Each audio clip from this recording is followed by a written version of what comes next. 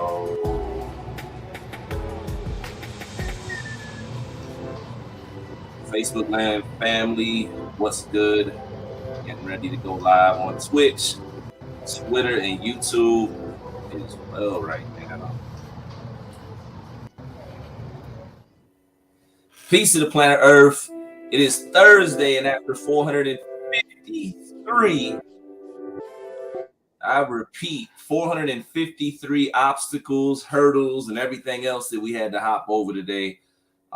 We got it done. We hopped up here. I say we. Brother Rashid was scheduled to be up here. We had some technical difficulties. He'll be back up here next Thursday. So shout out to Brother Rashid Shabazz as we talk about transitioning back into society. Of course, man, shout out to everybody. Facebook, TikTok, YouTube, Twitter, Twitch fam, everybody, anybody, Instagram, all that. Everybody is helping grow the content, grow the platform. Definitely appreciative. Shout out to Breakbeat Media. Chris Styles, Trapping Anonymous, for allowing me to tell my story in a different way, to give a different perspective over there. I thought that was fire. Man, shout out to my wife who recently just got honored for Educator of the Year. I'm just doing quick shout outs, man. It's this Sunday, May 7th, Yorktown, VA, We God, Weaving Economical Development, Genealogy, Occupational Development. A nonprofit started by my brother Jefferson Elliott. It's a tongue twister. I apologize, but it's geared towards the youth. May 7th from 1 to 5 p.m. Yorktown, VA. We got an event. It's for the kids. We're giving away everything. It's ran by him. He's got a great team that's going to be there in Yorktown. Shout out to everybody that's been hitting me up as well, saying they're going to show up. Freddie Williams will be in the building. MCing or being a voice of the event, as well as some other great, phenomenal speakers. They're getting it done in the communities, man. So shout out to everybody else. Shout out to everything that I haven't shouted out just now. It's a lot going on. I want to take the moment to get right into it, though. It's May, and it's Mental Health Awareness Month.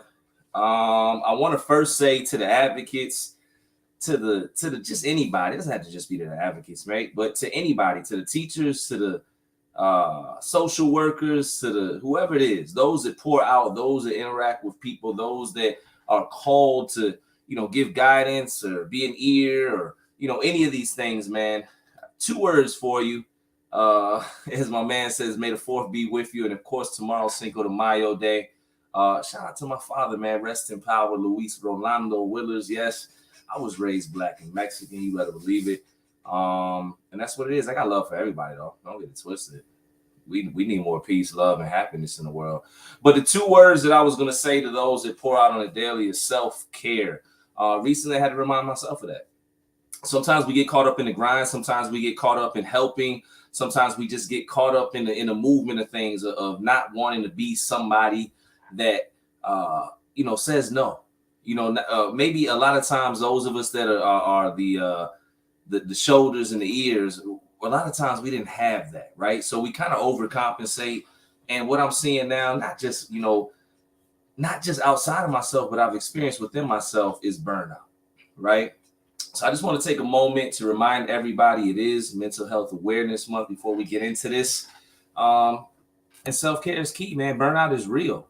There's nothing wrong with it. We're human, but you got to rest. You got to re-energize. Sometimes you got to turn the phone off.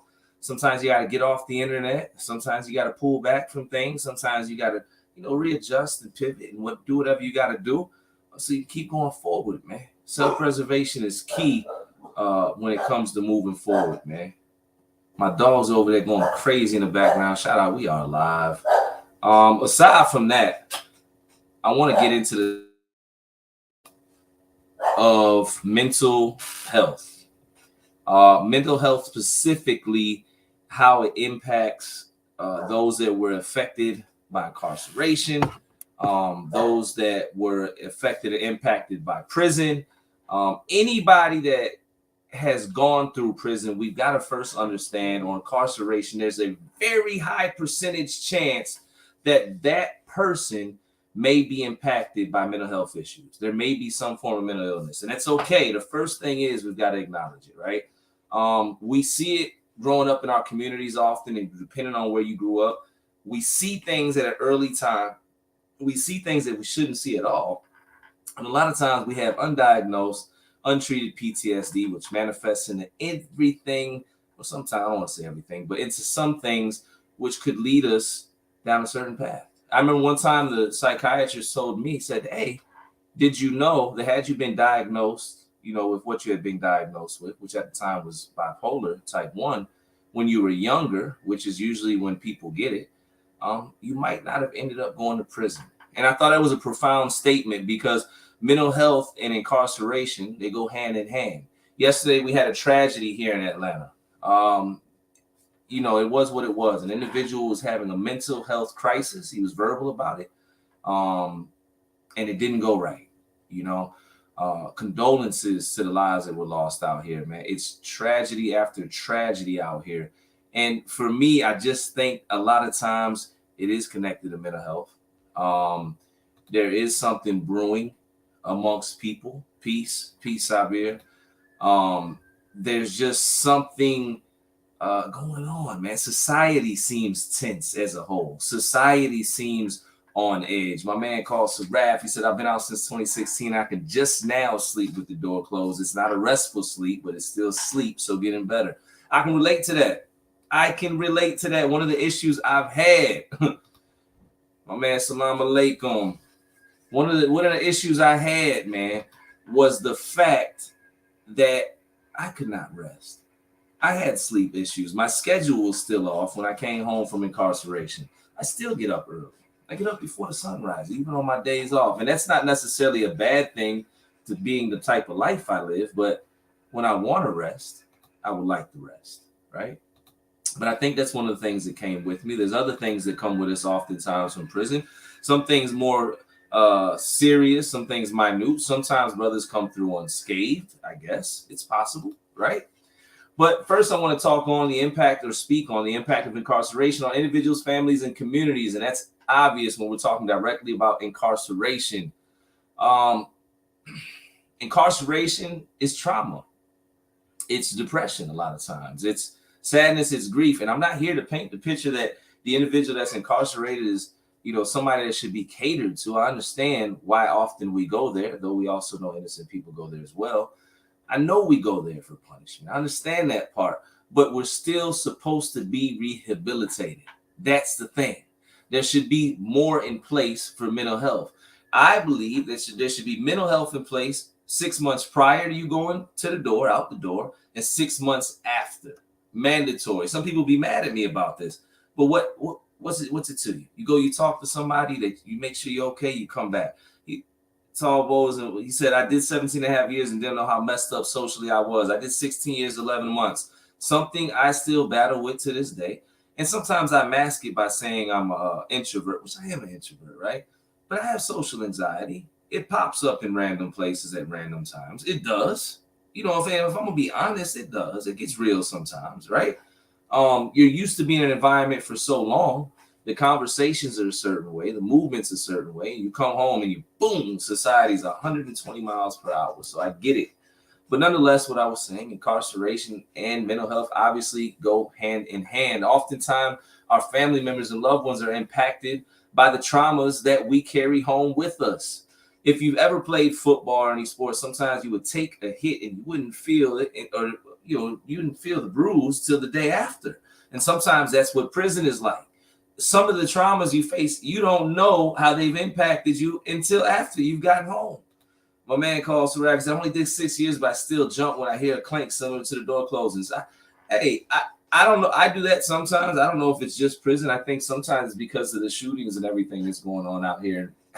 People just don't hesitate, man. Next, I want to get in. I'm looking at my notes. Is the different types of prisons, such as maximum, medium, and minimum security facilities. And the reason I want to talk or speak on this is because it might seem obvious, but in most cases, we know it's not necessarily true all the time, especially here in GDC. But when you're at a high level, such as myself when I was in Virginia, Sussex 2, which is level 4, not the highest, but it was up there.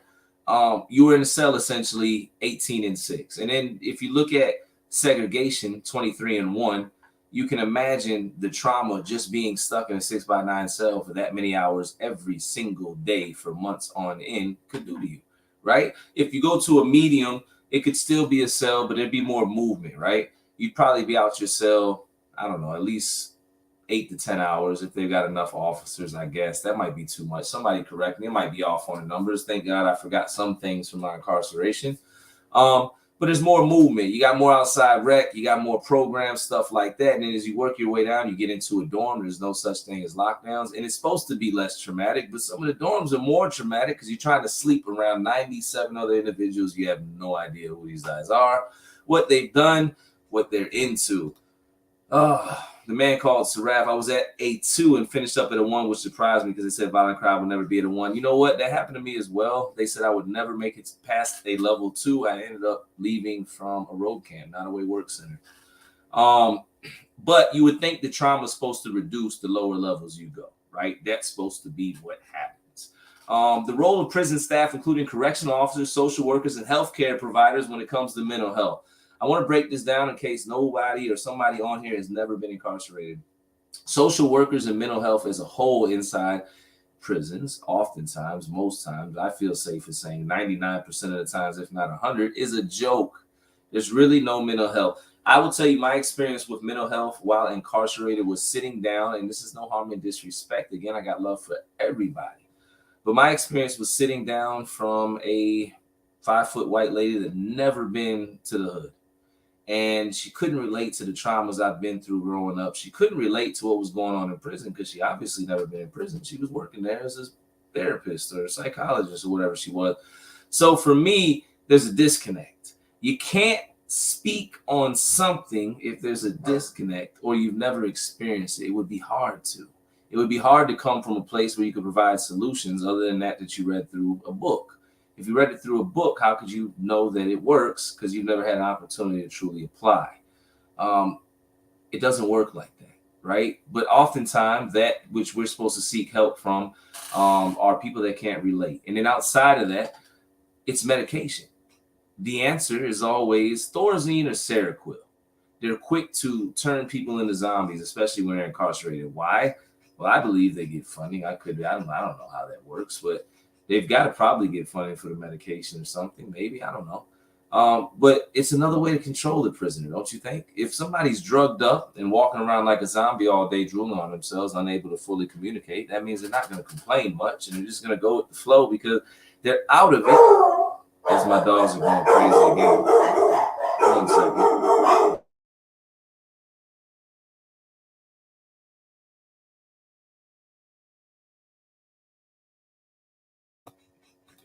And that's how you get the dogs quiet. I just had Facebook Live, got it.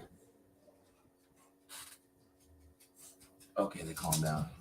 My dogs are going crazy. My wife's coming back from a Dollar General store food or snack run. And that's what it is. But aside from that, they want you doped up. They want you drugged up. They want you out your mind. They want you in a position where what? You don't know what's going on. You just don't. You have no idea what's going on. You're lost in the moment. And that's it. Like I said, it's another way to control you. Correctional officers, they're not equipped. Often they're outmanned. They're trying to take on complaints of who knows how many people. And when you look at it, there's usually what? 1 correctional officer for 80 people. As my man says, you're there, but not there. It says, keep up the populace that's subdued so there's no programs. Yep. There are no problems. Indeed. It's another way to keep you subdued, except this time they do it chemically. The challenges faced by prisoners, such as mental health issues and reintegration in society, are kind of obvious, right? It's you wake up one day and you're not in prison, and you were just there for 1 year, 2 years, 3 years, 5 years, 6 years, 9 years. And now you're not in prison. Now you wake up and everything's supposed to be okay. You're supposed to take, or I guess whatever you've gone through, and you're supposed to basically pretend like it didn't exist. Any trauma that you've endured, you're supposed to walk through the magic door, and it's supposed to go away immediately. At least that's the unpopular or popular belief. I feel like that's always the hope of the people around us when we come home from incarceration.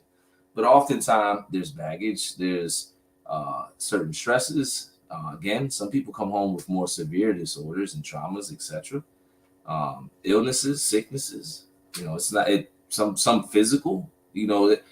Whatever it is. A lot of times when we come home from prison, we come home banged up. We come home bruised up. We've been in a constant vicious cycle that was tense, violent, where you had to be on edge. There was no time to relax. If you needed to grieve or any of these things, it was virtually impossible, right? You could hide, you could go somewhere and do that, right? But it was hard. So they had a former guard investigative assistant for SVB, not saying their name, but they are proud of all we're doing out here. The ones still out making big moves. Yeah, salute to the brother. Salute to the one, because I'm gonna tell you this, honestly, the ones that are pushing that are getting a lot done, we went through a lot. You know what I'm saying? I don't know what's on anybody else's mind or what they're facing behind the scenes, but I just got a feel for it because I look up and I look at the brothers like the Paul Taylors, my brother Jefferson Ellie, the Daryl Redmonds. These are all guys that 20 plus years behind walls. Brother Willie out here, crushing things. And forgive me if I'm forgetting name. There's so many, but the Catchmores and all that, man. These are brothers that did time. These are brothers that had to endure some things. Are you telling me everybody's just unscathed? No, we got our things too. So the former guard came into my job today. Thank you. We got snacks, we got beverages, we got everything going on.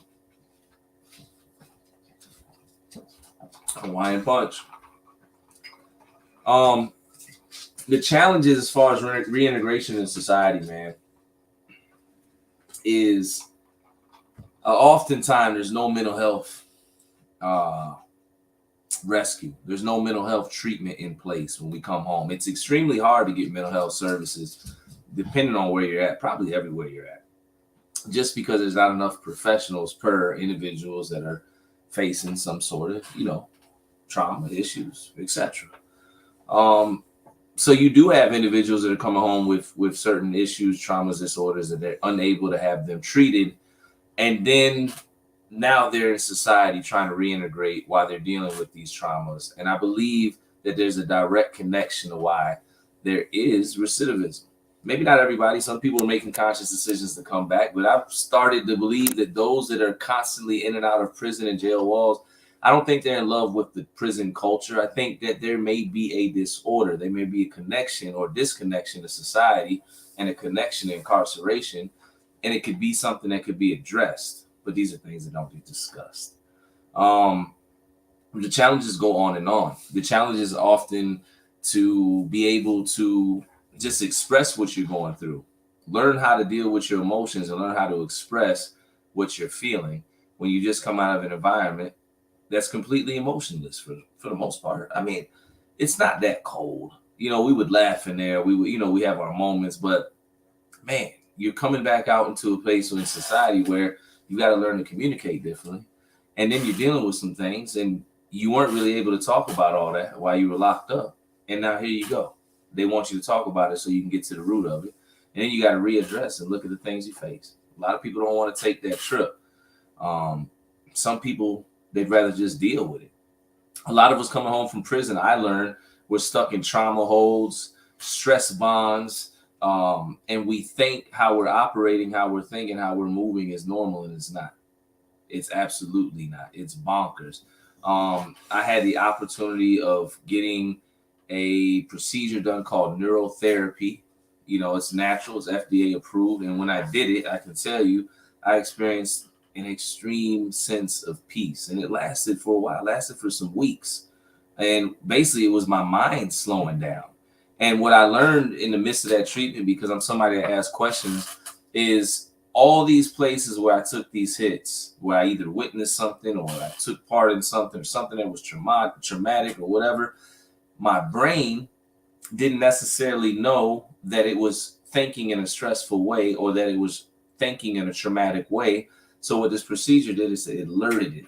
It alerted my brain, through a system, through a sound, through an electric shock, etc. And then the brain said, oh, I'm not supposed to be thinking that way. And it started to address itself. And things started to slow down. And anxiety started leaving the room. It wasn't the end all be all. I'll say that. But it reminded me that peace is possible. It showed me that peace is possible. So I guess what I'm saying is, regardless of the challenges, sometimes you do got to think outside the box. If you know you need help, get help. If you've been locked up, it might be a good idea to get a checkup. It is mental health, month. It is mental health awareness month. All your CEOs, your favorite bosses, actors, whatever it is, whoever it is that you think might not be getting therapy is getting therapy. Your therapist, if you got one, is getting therapy. It's okay. We got to deal away with the stigma, especially in our communities, man. Black and brown communities, we got to deal away with the stigma.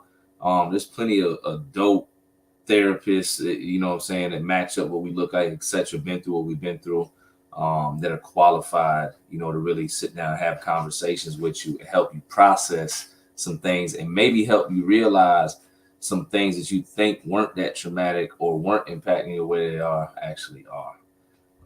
Man, so he said I had to relearn how to show emotion, since any sign of emotion was seen as a weakness. Had to act tough in there, indeed. And that's the crazy part. Right? We have to relearn, readjust, re-examine, release. We got to do a lot of reads when we come home. It takes work. It takes time. Says the challenges faced by prisoners, such as mental health issues and reintegration in society. I kind of already touched on that. It's the PTSD, it's the depression, it's the sadness, it's the grief. A lot of times, what I've seen, and some of the things I've experienced. Again, 17 years myself. I speak on it openly up here all the time. It's not easy. Check my TikTok page out. You will see. I do it not to freak people out, because I'm not walking around here like that necessarily, but these are emotions that I felt along the way.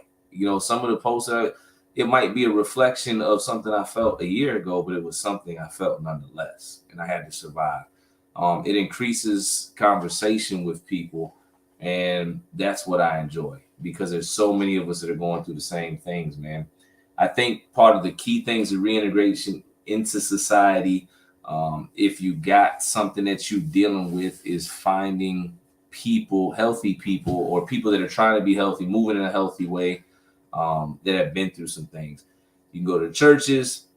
They got different nonprofits. If AA is your thing, NA, if the churches, whatever it is, there's different things you can get into. I think one of the dope things I seen recently was an exercise group for people that had PTSD, where they meet in the mornings and they go on jogs. I thought that was cool. A lot of vets. I think it was started by an ex-Army vet, matter of fact, but it's open to everybody that's impacted by mental health. I think that's dope. Maybe therapy isn't your thing. Maybe jogging with a bunch of people that are going through the same shit that you is, but try something, do something. You have to reintegrate. Don't allow the trauma of yesterday to impact you, in a way that you can't really appreciate today. That's something I have to learn, or remind myself every single day. Because sometimes you can get caught up. You can get caught up in the fact that you did 5 years, 6 years, 20 years, whatever it is, but you can't get caught up in this point where you're almost caught up in that same feeling again. That makes sense. The impact of the criminal justice system on marginalized communities, including people of color and those living in poverty. We hear it all the time. Prison or school to prison pipeline. It's obvious. It's obvious. It was funny. I was driving by a place that's deemed as the projects here in Atlanta, the hood, quote unquote, and I had an opportunity to be at a meeting where they were talking about statistics a week prior, different numbers. So I began looking up numbers, and I seen one of the statistics said 1 in every 5 in this specific area would possibly end up incarcerated. I wanted to know how they got that number, one. And then the other thing I was thinking about as I was driving by this area, where they were getting these numbers at, which was shocking to me, was the fact that I'm watching kids get off a bus at a parking or at this apartment complex. And what you're telling me is that 1 in 5, and the numbers might be off what I'm saying, 1 in 5 or 1 in 10, one of those kids is going to prison guaranteed, is what the numbers are saying. I don't want to believe that. I'm not taking that. Who says that? Who creates these numbers? But when you look at school to prison pipeline, you look at the role of incarceration on marginalized communities, Black and brown communities, et cetera, et cetera. It's also happening in trailer parks because it's more about financial things as opposed to race. Though we know racism exists, we do know this. There's a direct, coordinated, and strategic attack upon certain communities. People get frustrated and they say, oh, it's a conspiracy. It's not a conspiracy theory.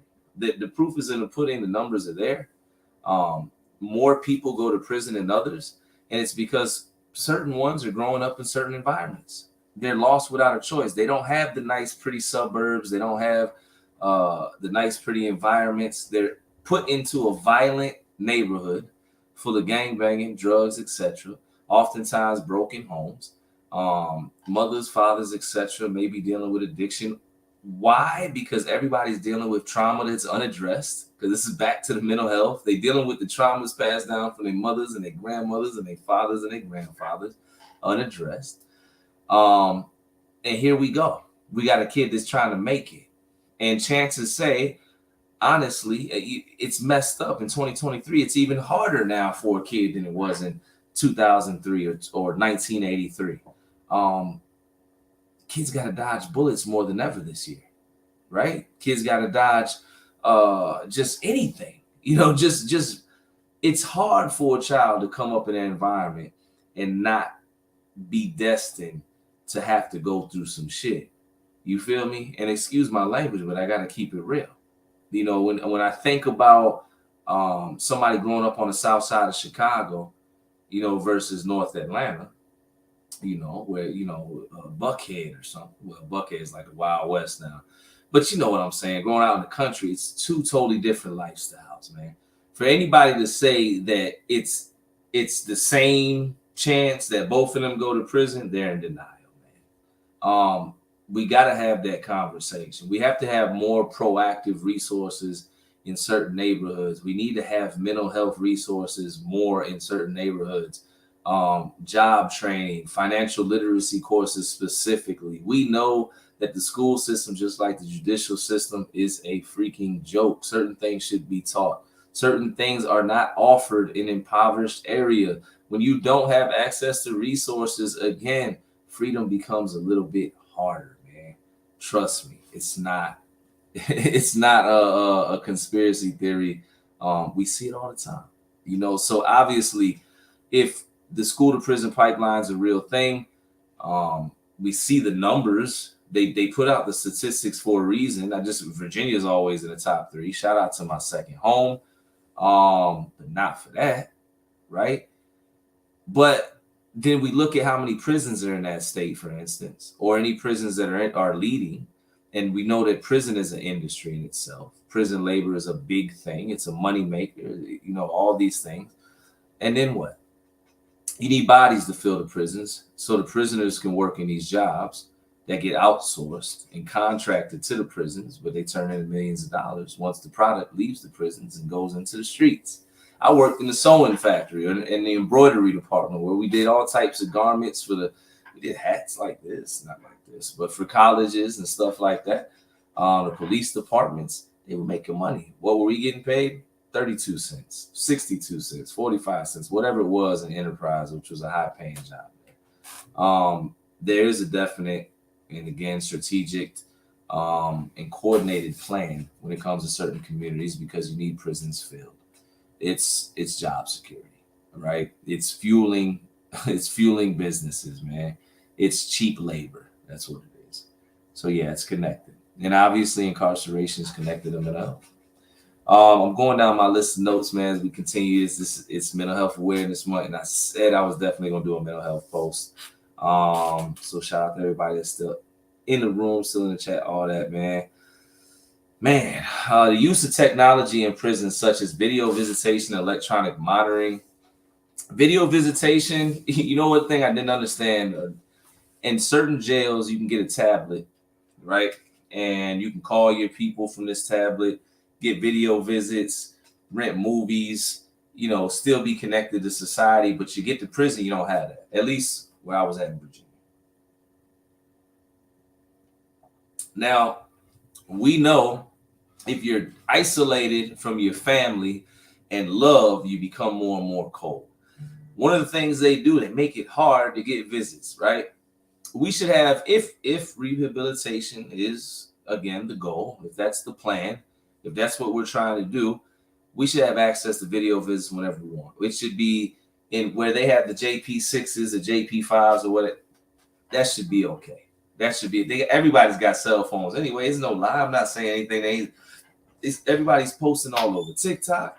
Everybody's posting all over the internet. So if everybody's got that, if everybody's got a cell phone, and why not open up the JP6 airways? Why not allow individuals to be able, when they're depressed, when they're having a bad day, to just be able to click, boop, and already see somebody that's approved on their visitation list? You can still monitor the screens. You can still check the screens. You can still look for certain whatever. But we need as much access. My dogs are going crazy. We need as much access to our loved ones while we're incarcerated. This is how people remain human. This is how people don't become cold. This is how people don't become robotic, lethargic. This is how people don't lose their social skills. You understand what I'm saying? These are the things that have to be done. You know, make the connections. Don't make it hard for us to be able to speak to our loved ones. It should be easy for us to speak to our loved ones. What happens is this. On top of wanting to speak to our loved ones, it's sometimes a stressful thing to speak to our loved ones. This also impacts our mental health. I didn't have any issues, but I think about the guys that did. The wall phone, everybody doesn't have access to the phones. Everybody doesn't have the access to be able to pay for video visits or whatever it is. So again, why not make it easy? Why not make it easier for us to become and stay connected to the people that are going to encourage us to keep going? It only makes. So yeah, they could use video visits to help. I think it would minimize the impact of mental health. I think there were plenty of times looking back at my incarceration where if I could have just hopped on my tablet and maybe called my mother or whatever and had a conversation, I might not have got into a fight that day. Might not have cussed the CO out that day. I might not have got into that. These are my younger years, but I'm just saying, might not have happened. This is a debate surrounding prison reform and alternatives to incarceration. Well, obviously, I feel like a lot of crimes don't necessarily call for prison time. We see what the weird thing about this country is that in some places, it's legal to utilize marijuana medicinally, recreationally, all that. In some states, and in some states, it's not. The laws are off kilter. Depending on where you're at, you got to be on point. Obviously, they need to start looking at different methods other than incarceration. Do I think prisons need to exist? Of course, monsters do exist, right? Monsters do exist. Let's be clear. I met a few, but there's so many people that could easily be let out of prison right now into a program, into a halfway house that maybe you have to prove your way out, earn your way out, or whatever it is through programming, etc. And they would never go back to prison. But instead, they're sitting in there for 20 years, 20 plus years, like my brother Jefferson Ellie, where nobody was harmed, no life was taken, and countless other crimes, man. You know what I'm saying? Like it's just, we have to look at alternative reasons. We have to look at different ways. The courts have to be more specific, I feel like, when it comes to their sentencing. There's no way two people with the same backgrounds, two people, same crimes, but different backgrounds should get that different, in the amount of time that they receive. So obviously prison reform needs to be looked at. That goes without saying, man. We need prison reform. We need different types of programs in place. We need we need home monitoring options more. We need more work programs. We need a lot, man. We need a lot of pre-entry rather than re-entry work. We need to do things and put things in place, man, when it comes to prison reform, because it's not always the after work. It's also about the before work, keeping people from going down that path. Lastly, man, I just want to speak on this real quick. The importance of empathy and compassion when discussing mental health issues with justice impacted people or people that have been to it, been through it. Man, if you have a loved one that you see is going through some things, if you have a loved one that you see has been dealing with some issues, if you have a loved one that you see needs some help, have a conversation with them. But you need them to be comfortable. You need them to feel comfortable to have a conversation with you. The worst thing you can do is tell somebody, man, you tripping. You know what I'm saying? You don't know what they've been through. Empathy is key. You might not have been through where that individual's been through. You might not have been to prison, but if you just take the second and try to be in their shoes, you might be a little bit better off, better in understanding that person, and more equipped to be a listening ear, a shoulder, or give a response that would encourage them to seek the help that they might need. Empathy is key, not just with those that come home from incarceration, but anybody that's suffering any type of trauma. Again, this is not about saying that the prisoner is the victim. I know some people do push that, but I'm not saying that, because a lot of us, again, I'm gonna say, I'll speak about me. I had to go to prison. I know why. I know I went. Right?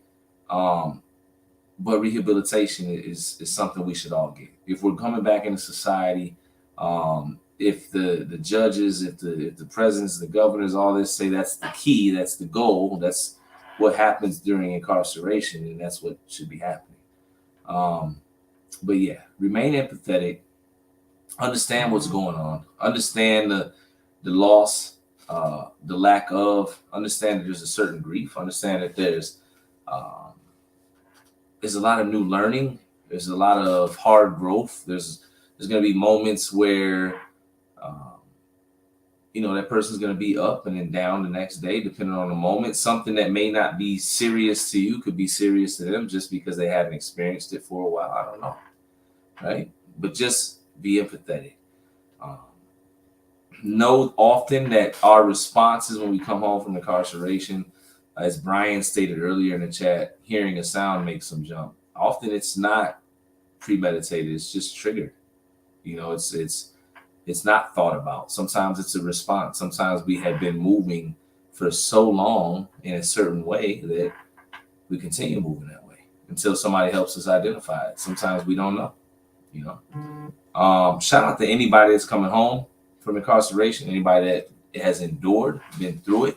Shout out to the loved ones, the family members, the advocates, the mamas, the dads, everybody. Anybody that I haven't mentioned, man, charge it to the mind and not the heart. It's a hard journey. Mental health or mental illness is real. That's why we got a whole month to talk about it, right? And we all get impacted. It's not just those that are incarcerated, but it's those that are connected to us. You guys have your own trauma sometimes, depending on what you've endured. My mother had a nervous breakdown when I got incarcerated, 20 plus years ago. And she got back, thank God. But that'll show you, it gets real. We're live. This was off Kilter today. We actually went live just now on YouTube, Twitch, and Twitter, man. Shout out. Our Facebook live got shut down again. I tried to go over there, but hey, we'll figure it out. We'll see what's good. As always, man, I appreciate y'all, man. Peace, love, and blessings. This is D100 TV. Check out the interview. Check out the content. Make sure you follow us on IG, _100_TV at IG. Share, like, comment, hit that notification bell, all that good stuff, man. Let everybody know we there, man. That's it. We'll see y'all till next time, man. We'll be back up here next Thursday. We'll be back up before then. But next Thursday, man, Rashid Shabazz will be back up here. No technical difficulties. And we're going to keep building, keep growing, keep pushing the narrative. That's what it is, man. Till next time, stay building, stay blessed. Peace.